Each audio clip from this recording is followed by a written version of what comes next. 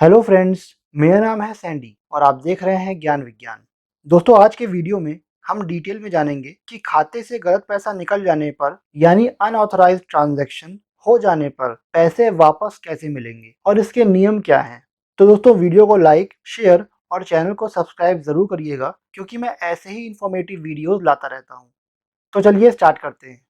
दोस्तों, आइए पहले बेसिक से शुरू करते हैं और जानते हैं कि इलेक्ट्रॉनिक बैंकिंग ट्रांजैक्शंस यानी ऑनलाइन ट्रांजैक्शंस कितने तरह के होते हैं। ये बेसिकली सिर्फ दो तरह के होते हैं। पहले वो ट्रांजैक्शंस होते हैं जिनमें पेमेंट इंस्ट्रूमेंट्स जैसे डेबिट कार्ड या क्रेडिट कार्ड का फिजिकली यूज नहीं करना होता है, जैसे नेट बैंकिंग, मोबाइल बैंकिंग या पीपीआई यानी प्रीपेड पेमेंट इंस्ट्रूमेंट के द्वारा अगर पेमेंट किया गया हो।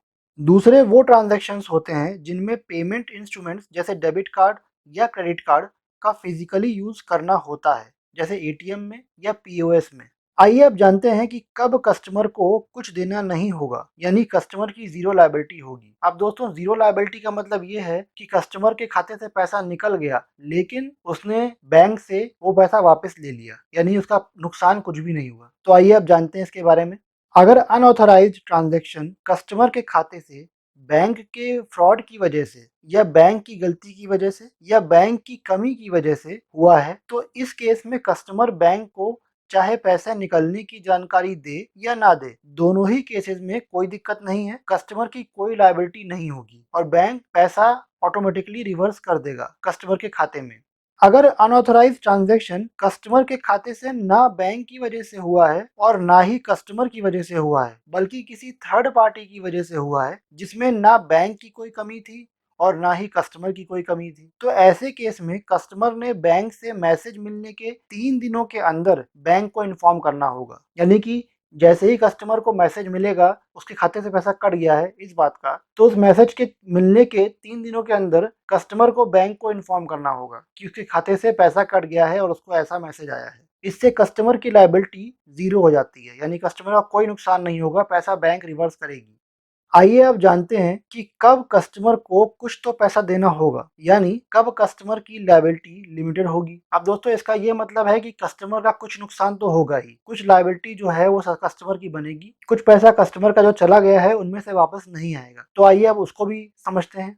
अगर कस्टमर ने अपनी लापरवाही में अपने खाते की डिटेल्स या कार्ड के डिटेल्स, पिन, पासवर्ड जैसे डिटेल्स को दे दिया है, तो ऐसे केस में कस्टमर की भी लायबिलिटी बनेगी। लेकिन अगर कस्टमर ने डिटेल्स दे दिए पर इससे पहले खाते से पैसा निकले उसने बैंक को इन्फॉर्म कर दिया और पैसा बैंक को इन्फॉर्म करने के बाद निकला, तब बैंक की ही लायबिलिटी बनेगी, कस्टमर की नहीं बनेगी। अब दोस्तों, कस्टमर ने अपने कार्ड की डिटेल्स, अकाउंट की डिटेल्स किसी भी फ्रॉड आदमी को या किसी अननोन पर्सन को दे दिए और उसने पैसा निकाल लिया, तब तो कस्टमर की लायबिलिटी बनेगी। लेकिन मान लेते हैं कि अगर पैसा नहीं निकाला और इससे पहले कस्टमर ने बैंक को इन्फॉर्म कर दिया, तो कस्टमर की काम खत्म। अब उसके बाद बैंक का काम शुरू हो जाता है। अगर इन्फॉर्म करने के बाद कस्टमर का पैसा खाते से निकलता है तो उस केस में बैंक ही लायबल होगा, कस्टमर लायबल नहीं होगा। बैंक को इन्फॉर्म करने से पहले अगर पैसा निकल गया तब तो फिर कस्टमर ही लायबल है, उसमें बैंक कुछ नहीं कर सकता।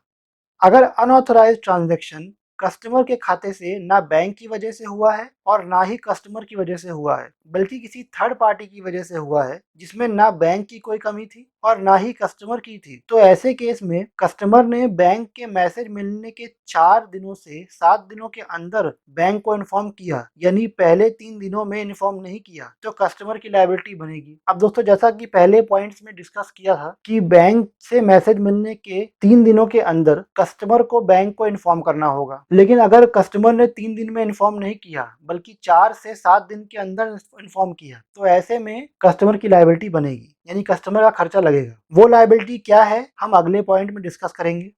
आइए अब जानते हैं कि कस्टमर की मैक्सिमम लायबिलिटी कितनी होगी। अब दोस्तों, जैसा कि अभी मैंने बताया कि अगर कस्टमर ने बैंक से मैसेज मिलने के 4 से 7 दिनों में बैंक को इन्फॉर्म किया, यानी पहले 3 दिनों में इन्फॉर्म नहीं किया, तो ऐसे केस में पर ट्रांजैक्शन की वैल्यू या नीचे टेबल में दिए हुए अमाउंट में से जो भी कम होगा वही कस्टमर की लायबिलिटी बनेगी। जैसे कि आप टेबल में देख रहे हैं, लायबिलिटी अकाउंट वाइज तय की गई है। जिस अकाउंट से अनऑथराइज्ड ट्रांजैक्शन हुआ होगा वो अगर BSBDA यानी कि जीरो बैलेंस अकाउंट है तो लायबिलिटी है 5,000 रुपए। अब मान लीजिए अनऑथराइज्ड ट्रांजैक्शन इस अकाउंट से हुआ है किसी जीरो बैलेंस अकाउंट से हुआ है 3,000 रुपए का, तो लायबिलिटी होगी 3,000 रुपए की। अगर मान लीजिए अनऑथराइज्ड ट्रांजैक्शन 10,000 रुपए हुआ है तो लायबिलिटी होगी 5,000 रुपए। 5,000 से ज़्यादा नहीं हो सकती है। इसके बाद अगर सेविंग्स अकाउंट, पीपीआई और गिफ्ट कार्ड है, या एमएसएमई का current account, OD account, CC account है जिसकी लिमिट 5 लाख से कम है, या क्रेडिट कार्ड है जिसकी लिमिट 5 लाख से कम है, तो ऐसे सभी अकाउंट्स में लायबिलिटी होगी 10,000 रुपए। अब दोस्तों अगर कस्टमर का नुकसान ही 10,000 रुपए के अंदर हुआ है तो जाहिर सी बात है सारा लायबिलिटी जो है वो कस्टमर को ही बियर करना पड़ेगा। अगर बड़ा अमाउंट होगा तो इतने अमाउंट तक कस्टमर बियर करेगा, बाकी का बैंक जिम्मेदारी लेगी। बाकी बचे current account, OD account, CC account या क्रेडिट कार्ड जिनकी लिमिट 5 लाख से ज्यादा है, तो ऐसे सभी अकाउंट्स में लायबिलिटी है 25,000 रुपए। आइए अब जानते हैं कि कस्टमर की फुल लायबिलिटी कब होगी।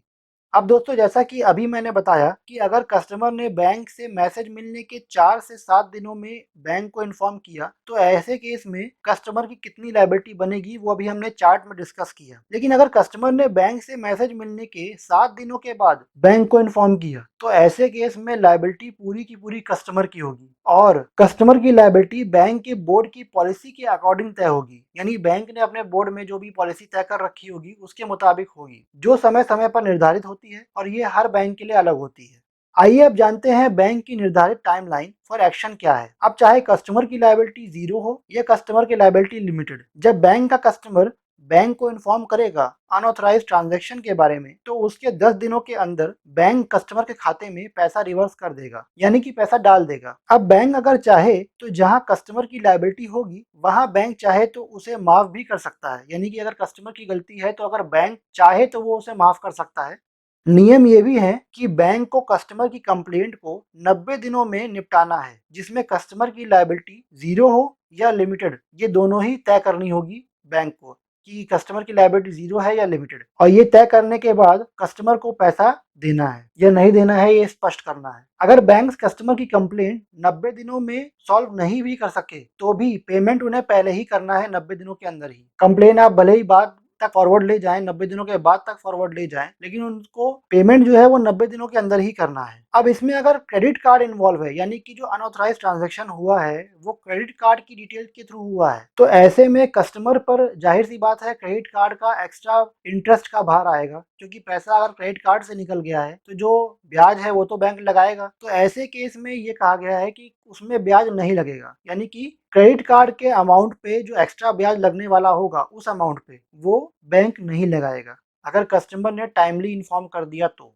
आइए अब जानते हैं कि कस्टमर को क्या करना चाहिए कि उसके साथ ऐसा ना हो। दोस्तों खाते में मोबाइल नंबर हमेशा रखें। मोबाइल नंबर जो चले वही नंबर डालें। आजकल सबके पास डुअल सिम वाला मोबाइल है, तो दो दो नंबर सबके पास रहते हैं, तो ऐसे में जो नंबर चल रहा हो, जिसका नेटवर्क सही हो और मैसेज टाइम पे आता हो, जो आप हमेशा रिचार्ज करके रखते हो, सिर्फ वही नंबर अपने बैंक में डलवाएं। जहां पर ईमेल आईडी की सुविधा है वहां पे वो लें, ये भी फ्री होती है, जो आजकल हर बैंक देता है कि ईमेल आईडी पर हर महीने मंथली के मंथली स्टेटमेंट आता रहता है, और ये फ्री है। तो अगर आपके पास ईमेल आईडी है तो ईमेल आईडी भी अपना अपने खाते में लिंक करवाएं। मोबाइल बैंकिंग, नेट बैंकिंग या मोबाइल पासबुक का यूज करें। अपने खाते के ट्रांजैक्शन को घर बैठे 365 दिन 24/7 किसी भी टाइम पे आप चेक कर सकते हैं घर बैठे। नेट बैंकिंग का मतलब सिर्फ यही नहीं है कि नेट बैंकिंग आपके लैपटॉप पे चलेगी, वो आप अपने मोबाइल पे भी चला सकते हैं। मोबाइल बैंकिंग का यूज करिए, मोबाइल बैंकिंग तो मोबाइल पे ही चलती है, और जो मोबाइल पासबुक है उससे आप पासबुक की सारी एंट्रीज अपने मोबाइल में देख पाएंगे, आपको बैंक जाकर चढ़वाने की जरूरत नहीं पड़ेगी। तो ये सारी सुविधाएं हैं जो फ्री हैं, जो आपको यूज करनी चाहिए। गलत ट्रांजैक्शन होने पर जल्दी से जल्दी बैंक को इन्फॉर्म करें ताकि कार्रवाई जल्दी हो सके और आपका नुकसान यानी कस्टमर का नुकसान कम हो सके। 3 दिन के अंदर इन्फॉर्म करेंगे तो ज्यादा बेटर होगा। बैंक का टोल फ्री नंबर या पेड नंबर जो भी है उसको अपने मोबाइल पर हमेशा सेव करके रखें। दोस्तों जो भी टोल फ्री नंबर है आपके बैंक का उसका अपने मोबाइल में सेव करके रखें, ताकि जब भी आपको जरूरत हो आप तुरंत फोन लगाएं और आपकी कंप्लेंट तुरंत रजिस्टर्ड हो जाए। टोल फ्री नंबर वाले कंप्लेंट नंबर भी देते हैं आपको, इसलिए बेटर है आप उनका नंबर सेव करके रखें। जैसे ही कोई दिक्कत हो आप फोन करें, अपनी कंप्लेंट रजिस्टर करें, आपका काम ऐसे ही हो जाएगा, आपको बैंक जाने की जरूरत भी नहीं पड़ेगी। अब दोस्तों अगर आपको बैंक जाने की जरूरत पड़ी भी तो आपको बस एक एप्लीकेशन देनी होगी, जिसमें आपको ये पूरी बात लिखनी होगी कि आपके खाते से कितने बजे पैसा निकला, कितना निकला, क्या हुआ था, फोन आया था या आपने डिटेल किसको दे दी थी, कैसे दे दी थी, ये सब कुछ आपको देना है। तो ये सब कुछ लिख कर आप अपनी एक एप्लीकेशन तैयार करेंगे और बैंक में जमा कर देंगे। अब दोस्तों एक इम्पोर्टेंट पॉइंट है जो यहाँ पे जानने की है कि ये प्रूफ कौन करेगा कि कस्टमर के द्वारा ये गलती हुई है या ये बैंक की गलती है। तो ये प्रूफ करने का काम जो है ये बैंक का ही है। बैंक ही ये प्रूफ करेगी कि कस्टमर की गलती है या बैंक की गलती है। अब जाहिर सी बात है बैंक अपनी गलती तो नहीं बताएगा, तो इसको बैंक को ही प्रूफ करना है कि कस्टमर की गलती है या नहीं।